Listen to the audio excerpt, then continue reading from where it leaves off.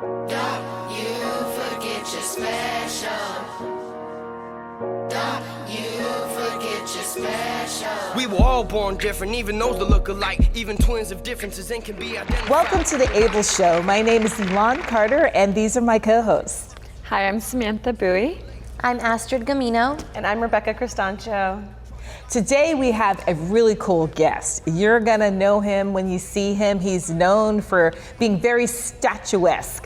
As soon as you see him, you know what I'm talking about. Vincent M. Ward, DJ X-Ray, bring it on. I know you just trying to be the best you can make it to. I swear it's all in your mental. All you gotta do is just know that you're special. Come on. Life will always test you, turn you to the best you. Don't know what you've been through, but I hope you get through. I can be someone you can vent to when it feels this world's against you. We are back with Vincent M. Ward. And the reason why I called you statuesque because of your height. Stature. Your stature. Oh, I thought that's what that meant. Yeah, yes. Your height, you stand out because most actors are really little. When you meet them in person, they're little with big 5'9". heads. I don't mean to say it like in a bad way, but because She said it, I look good didn't. on camera. You're very proportioned. Yeah. And you work all the time in your background of everything you've done. I was like, great, you've had a great career. You know, sometimes it's a blessing and a curse sometimes, because sometimes they don't want you to be so much taller than everybody else. So I remember one time I did this Brevecto commercial, and I was actually the smallest guy in the commercial. Oh my How tall are you? gosh. And I'm 6'4". Okie 6'4", dokie. 255, but these guys were huge. And I think the only reason I got the part because I was smaller than them. You're kidding. No. But you were in movies like, shows Walking Dead. I mean, you've been in like the most Spot, profound right? shows. Oh, that little show. That little show, that little thing, we all trying to get a job, right? Talking about, that little thing.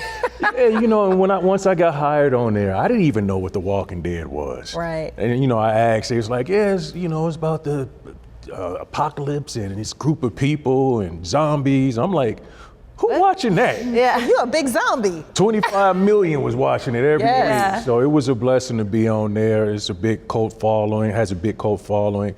And but people don't realize that's not my beginning. You know, they'd be like, oh yeah, he was on The Walking Dead. Then they hit me up and be like, oh, we saw you on this. Oh, then we saw you on that. I'm like, yeah, because that was not my first go round. Right. So They always want to identify what they can identify with because everybody else is watching that. I mean, you have a very extensive resume. yeah, and I don't have a problem with that. You know, when people call me Oscar from, my character from the show, but I always tell them, I played Oscar, but my goal is to win an Oscar. So. Well, I like that. Yeah. Love that. And as an actor, you're explaining that, I remember we're older. I'm older. Brady Bunch was a big deal, even though it was remember Brady reruns, Bunch. right? The Brady Bunch was just reruns because it was before my time. But I remember all the actors on there were not like happy because they couldn't get jobs as they got older because it's a stereotype. But they get typecast. But then this is pre-internet, this is pre-streaming, and the characters are so much broader. Yeah, but the thing about it is you should take it as a compliment too sometimes. Like my friend Tashina Arnold. She's so used to people calling her Pam and all these other characters, or even with Gary Coleman. You know, he got tired of people saying, what you talking about? Yeah, he got angry. But those names and those phrases made them the people that they are today. Now, if nobody is calling your name or saying a phrase, then you be like, okay, let me get on the phone with my publicist. We need to come up with something. You're right. So, You're right. Yeah, I mean, I know I will always be Oscar, but in the same breath, I take it as a compliment. Until the next big hit. Yeah, which is House of Vicious and Black Hamptons and. Congratulations. Heard a lot about. Family business. Shout out to Indira and all, I mean, Tridessa just doing a great job over there, and with Carl Weber, it's doing an awesome job turning his books into sitcoms or series. So. It's really a popular show. Oh yeah, big time. They just had the Family Business New Orleans. So I'm on the regular Family Business. They went from our characters being on the Black Hamptons and moved us over to the Family. So he just kind of kept it together. So we had Louis Scar, he goes by Cuddy, right? I just saw him. I danced on Soul Train with him. We had Soul Train dancers. I've known him since I was a kid. Oh, man, legendary guy. And so I just saw him, and I'm like, I just love it that you just pose on the stage, and we were like teenagers, and then now you're on the show. Yeah. Like to see that from being young and then have like the longevity of a career. It's all about growth. You Yeah. know? I never thought about being an actor, but I was a basketball player and I was a dancer in a rap group. And we were the rap group that opened up, for the MC Hammers, the Public Enemies, the Special Ed, Salt and Pepper. It was always the rap group that was supposed to be sorry, like, oh man, they got some opening acts. But we put on a show. I was a dancer, like again, I'm 6'4", my dancing partner was 6'5", and we would win every dance contest in the Midwest, everyone. Oh, that's right. You're from Ohio too, right? Dayton, How come you Ohio. guys weren't on Soul Train? Because we were in Ohio. But my goal, I remember I was Terry Cruz's personal stand-in for years on Everybody Hates Chris.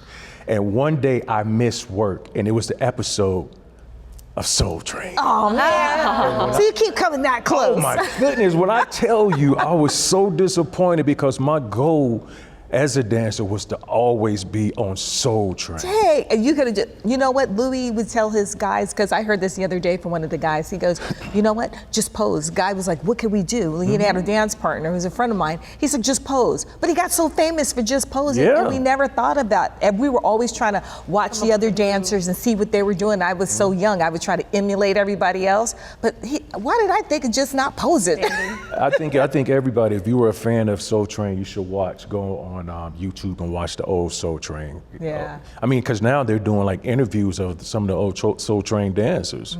So you should definitely check that out. Yeah, well, I was on one of those interviews, but I want to tell you, I saw a documentary that's coming out, and the guy that actually changed the look from the 70s to the 80s to make it more sexy. Oh, his clothes. Was it the wardrobe guy? Well, no, it was a producer. His name was Chuck Johnson. He passed away. He was Don Cornelius' partner. And so there's a documentary coming out, but it gives the history of how it started. And I just saw, they haven't finished it, but I just saw the preview a week ago. It was really interesting. Yeah. So if you are a fan, you're gonna like that. Iconic show. And to be able to work with some of the people that's been on there. I've worked with Tretch. We were on tour for New Jack City for 2 years. They had turned the movie into a play with Jacarius Johnson, and to work with Snoop in a play, Redemption of a Dog, and Big Daddy Kane. It's just people that I've looked up to over the years, to be able to work with them, and then for them to respect what I do. It's an awesome feeling. Wow. Well, we have to come back. We have more talks about that, because I want to hear about all that stuff that you did. Oh, so much. You work with some really cool people. Oh, yeah. We will be back with Vincent M. Ward, DJ X-Ray, bring it on. You forget you're special. Don't you forget you're special. Don't you forget you're special. Don't you forget you're special.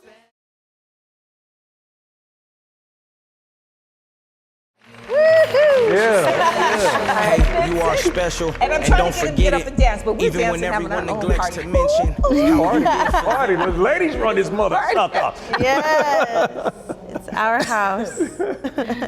Well, you're going to tell us about some of the other people you work with, because you work with a lot of people. Yeah. Just in your career as a dancer. How did you get into acting? What made you want to get into acting? You said you played basketball and you were a dancer for like the most cool people, cool artists.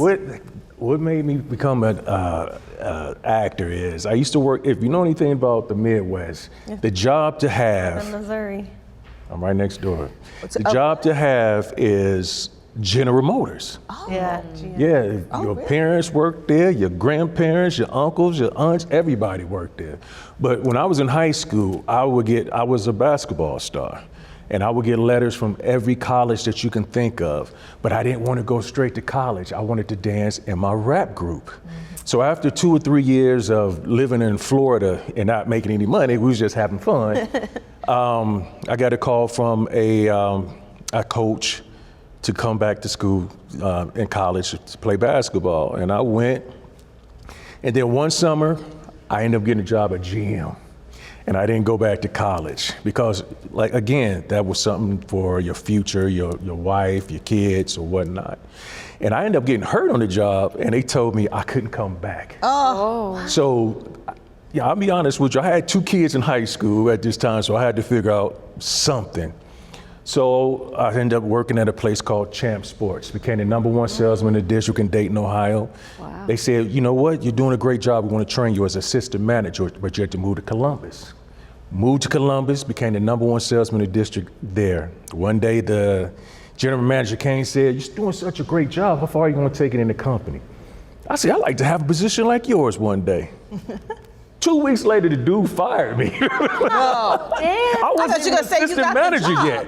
Oh. No, he fired me. And now I'm depressed. I'm thinking about school. I'm thinking about GM. I'm thinking about Champs. And one day I just went and saw a play at Living the Dream Theater, a little 20-seat theater play. And I fell in love with acting that day. I had never even seen a play, and I was almost 30 years old. And I'm sitting there and I'm looking at them and I said, I can do that. And afterwards, I'm talking to the actors and actresses, and I was like, I'm so excited. I'm like, you guys did an awesome job, whatever. They was like, you should come to audition. I'm like, really? What's an audition? I didn't even know what an audition was. What do I gotta do? And they say, it's like an interview. And I was like, okay. And I went and auditioned, and I got a part. You got the first? Oh. Yeah. So God's rejection is your protection. Yeah, but check this out. When I started really getting into acting, probably like 2 or 3 months after the whole Champs thing, Champs tried to give me my job back, and I told them no. Excuse me? I said, I found something that I love to do. And then I ended up doing an independent film, and I did the movie Traffic with Michael Douglas in Ohio. Oh. Wow. And so I ended up moving back to Dayton, stayed with my parents, saved my money, and moved to LA. But when it was time for me to move to LA, GM cut me a check for $10,000 telling me not to come back. So my point is, what we might think is a negative might be a positive to really push you into what you should be doing. 3 years later, after that, everybody lost their job at GM. So God just gave me a little extra push to go out. Well, the guy at Champs, I hope he saw you on TV. Right. Oh, I've been back, and they had me sign autographs and all types of stuff. But I think, I make this out too.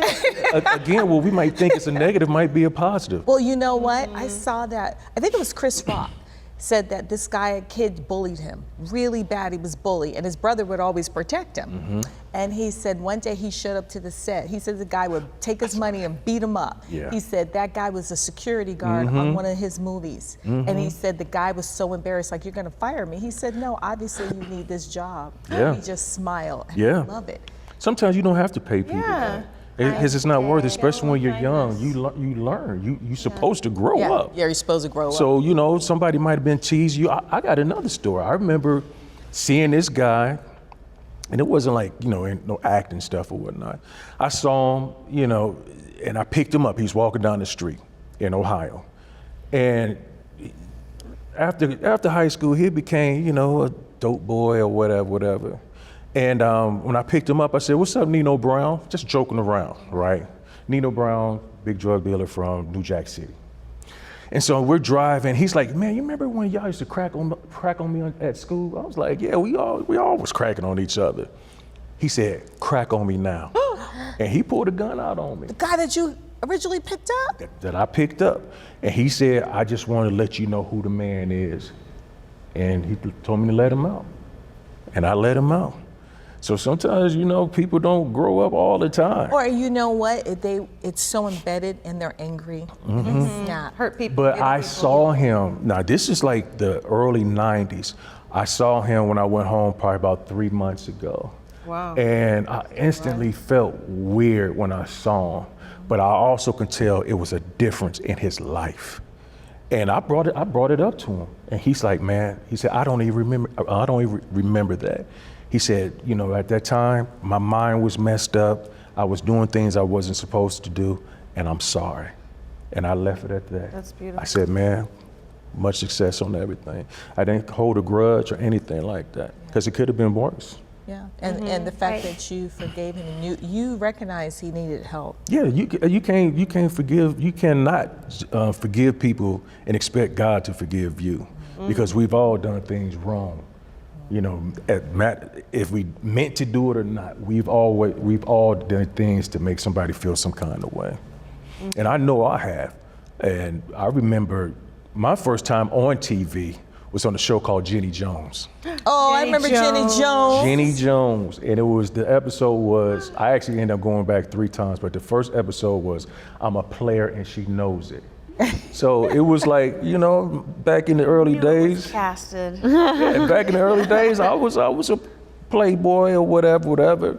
And as I got older, I always thought the way that I would die is a woman would kill me. And this is the God's honest truth. And I had to shake that thing off, because I'm like, you're not the same person that you used to be. Yeah. Right. Yeah, You know, evolved. you got to forgive yourself. If these women have forgiven you, you have to forgive them too. I mean, you have to, you know, let it go. Yeah. And it's the whole thing of, okay, Lord, I'm letting it go. It wasn't because I was a dog dude, but a lot of times when feelings get involved, or sex or whatever gets involved, and you might tell them ahead of time, well, this is what it's going to be. We're just hanging out. But when those things get involved, people change. Yeah. So once again, forgiveness. Pray for that. We're going to Indeed, go to a amen. break. We're going to be right back. Forgiveness. Ooh, come on, DJ X-Ray. Cause after you We lose need it, you that's to when bring you it miss in. it. And when you meet them, that's when they get distant. But in person, they act like y'all have a friendship. Just remember that they make their own decisions, because it's their life, just like it's wanna lie. You We gotta are do more. back, and we're Just talking think about aches and positive, pains, because we always got him move to forward. dance. When you feel like you falling But you off, still look good. Whatever if you were ever doing, get it was scared, good. You know, I you still got appreciate it. it. That's called me cutting grass. That's, you know, I still know how to You do got that. past the finger. Now I have a question for you. Being the best of the best at a state level in sales, do you feel like that helped you be really confident in auditions and in your roles? I think me having that entertainment blood in me helped me with the whole acting thing, because my whole thing was, I'm not gonna be the weak link. Even though I've never acted before, I'm not gonna be that guy up on that stage and they'll be like, oh, where'd you get him from? Yeah. No, so I think being an entertainer, being a dancer helped me with that. And I know one thing that helped me, but for sales, it's gonna sound crazy, but I wanted to be the Black Al Bundy. I love Al Bundy. I wanted to be the Black Al Bundy, and I always treated people the way that I wanted to be treated. Yeah. Don't just be on me as soon as I walk in there. Yeah. You know, oh, can I get you something? No. I wanted people to feel comfortable. I wanted them to feel real when they walked in the store. You need me? I'm over here. I see them doing something. I'm like, well, you know, you can connect this with this, and before they knew it, they had a whole outfit. So. You let him be. And then you went home and sat on the couch with your hand like this, like Al Bundy. Right. After a hard day's work. Yeah. So what do you have? So you have some new stuff coming up, because, you know, you have the family business and the, I think my mom's watching the Blackhampton. Blackhampton. I think she's been watching it, because she's been telling me, you gotta sit down, you gotta watch this new Yeah, show. and House of Vicious. And I just finished a movie last week with my good friend LaRae Wilson called Meat. So I do a lot of horror stuff too. And I actually created a character called Devereaux. And Lionsgate actually did the distribution a couple years ago, and it's playing on Tubi right now. And the reason I created Devereaux is because I got tired of getting killed off of everything. Well, you know why you get killed off. I don't want to hear that It never crap. stops, right? So I was like, you know, if Saul can get up to Saul 10, if Michael Myers can keep coming back, and Jason why can keep can't you coming keep back, coming back? then I'm gonna keep coming back. Keep coming back. Because my thing was also there was only one black horror person, and was a good friend of mine, may he rest in peace, Tony Todd, AKA Candyman. So actually, Tony Todd plays my dad in my movie Devereaux. Wow. So I was honored for him to do that, and I have another horror movie coming out called The Stepdaddy that I created, and which is like a remake from The Stepfather. Yeah. We actually shot it in 2020, and it's just now now about to come out. Well, you so. don't look like someone who would play a horror because you have a kind face, right? Yeah. You have a handsome face. You don't look like you would be playing like character type of stuff. Well, But it's good. Well, you can, I can see it. Yeah. You can see it? I can see I'll put They it- see I'll the put it devil. on. They see the devil in you. Look at Yeah. But what draws you to that? what is that? I don't see the devil in them. They But see I the devil. always get casted as that type of person, you know, especially in House of Vicious with my character Bishop, just straight up thug. And I can I'm see a you killer. doing that. I Yeah. can see you being like the Suge Knights. I can see I that. really wanted to play Suge in the movies. Good as Suge Knight. Yeah, but my personality is. Have you Well, he's a always nice person, but he's just flipped like that. Yeah, have always. been drawn to more of that like horror or the edgier, like darker characters? Like maybe you're not like that every day, but is there something about it? So you ladies might be too young for this, but it's still out now. A place called Spencer's. So back in the I'm days, not as young as they are. But well, look, back in the day, Spencer's used to always sell these posters. Now, when I was in high school, I used to have all the horror posters in my room, from Jason to I had a stand-up billboard of Freddy Krueger in my room. Now, remember, I said I was a basketball star, but I had no NBA players, no Michael Jordan, no Dominique, nobody. I just had all horror posters. And one day, my parents was like, "Is this something you want to talk to us about?" I was like, what do you mean? Your room, my room's always nice and neat. I'm still like that to this very day. But they said, you have all this horror stuff in here. Is there something you want to talk to us about? I was like, no. And so as I got older, that's what I wanted to do. And I think it's because it's my voice and my size. So my voice can go either way. It can go to creepy, to sexy. Right. See how I said give us that? some See examples. how I Yeah, I put heard that? They want to hear the sexy, I put a little sexy on for them. Well, you want to put here sexy on? You can check out my CD, Eargasms. Don't talk, just listen. Ooh. Yeah. just It's a listen. real CD. It's like erotic poetry. Okay. And the reason why I created that, because years ago, when you used to have the voicemail, you had the music playing in the background. Yes, you did. Yes, you Hey, did. what's going on? This is Vincent. A message. Why don't you leave a message? You had the music playing, Yes. so I'm like, No, there's something to that. There's whole like YouTube channels dedicated Yeah. to just audio, like erotic That audio. is- So that's when that's why I created the CD. That's okay. Now give us a horror voice. Rawr! All right.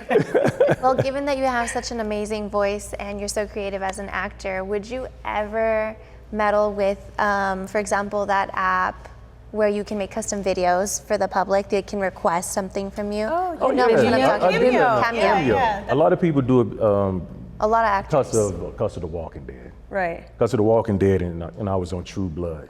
So that's where your real fans for Cameo comes from. And I do a lot of those like horror conventions, and my first time doing it, I was like, this cannot be real.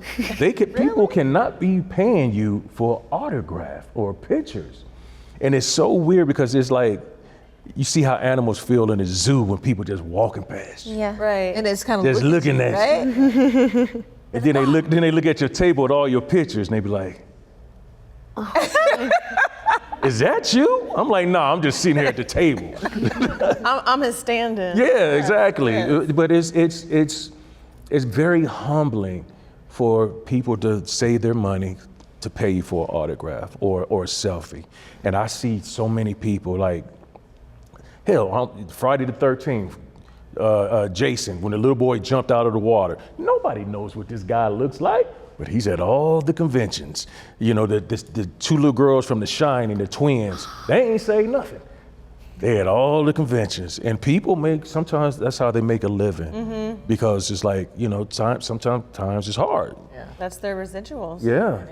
And acting is tough. If this is just a hobby or something that you just want to do because you think you can do it, you might want to go get a 9-to-5. Not saying anything's wrong with 9-to-5, because it's definitely not. But some of us take it very serious. And when you come and you're not prepared, then, you know, we get offended about that. And I'm the type of person, I'm not gonna be disrespectful or anything like that. Because you take it as a disrespect. But I'm gonna pull you to the side and be like, hey, you know, why you don't know your lines? Right. You know, how did you even get here? Well, sometimes people are intimidated and nervous, so I get that. But if you're not prepared, that's, you know. Everyone's time. I remember a guy working on Everybody Hates Chris. He was Chris Rock's friend, but he will always have a part, and he will always have a part that's by himself. And I remember like the grips and the lights and the sound people would make bets on how many times this guy would mess up. Really? And he's in the scene by himself. But it's just like, I mean, I understand it's not what you know, it's who you know. But in the same breath, it's like, why would you do that to somebody that you know? Right. And you don't even know anything. There's working actors that pay so much money, right, who would wish just to get a couple of lines. And you basically blow the opportunity because you know someone, you take advantage of that. Or when somebody, you know, I understand people don't really know the business. Or when somebody be like, hey man, you know, I saw your little part. My little part. But my son's in the industry, and he said that to me the other day. He said, someone said, oh, I saw your little debut. He goes, I was offended my little debut. Yeah. I'm doing pretty good. They're not doing it. And I was like, well, maybe they didn't mean it like that. That's exactly what he said. But he thinks that's a little dig. Yeah, to me, anytime somebody puts little in front of something that you're doing, that is a dig. Or they don't respect what you're doing. Or they're dismissing it because there's little... Or they hating. Envy. Hate. Yeah. Oh, I saw your little part. You know how many people I had to beat out for that little part? I'm not little and smack him. Ain't nothing little about me. I just be like, I'm not a little guy. I don't know why you said that to me. Yeah. But we have enjoyed you being here. This has been so much fun. There's so much. We're just going on and on and on. Thank you. How can we find you? How can everyone find you? We know how to find you because we brought you here. But how can everyone else find you? I keep it simple. Vincent M. Ward on all platforms. Not Vincent Ward, Vincent M. Ward. M. Ward. Yeah, he's a different man because he contacted me when I first moved here. Oh, really? And told me that I need to change my name. Oh. Yeah. So this is for you, Vincent Ward. Vincent M. Ward. Okay, that's who's here right now.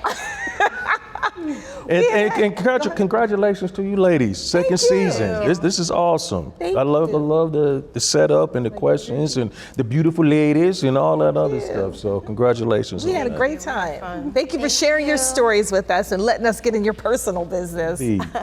We will see you soon, and we want to thank you for coming. It's been such a joy. My pleasure. Now we're going to take it to DJ X-Ray. Just think positive and always move forward. When you feel like you're falling, I won't let you. If you ever get scared, then I'll protect you. When you feel like quitting, I won't let you. I'm saying this because to me you are special. Life will always test you, turn you to the best you. Don't know what you've been through, but I hope you get through. I can be a friend who is someone you can vent to when it feels this world's against you and you forget you're special. Don't you forget you're special. Don't you forget you're special. Don't you forget you're special. Don't you forget you're special. You know some days of life will play the villain right. You know some people might just wanna kill your vibe. When you're looking in the mirror, ain't it feeling fly? And your smile don't match what it is you feel inside. Is it pride, something you conceal that you won't say aloud? Listen, I will always be with you just to hear you out.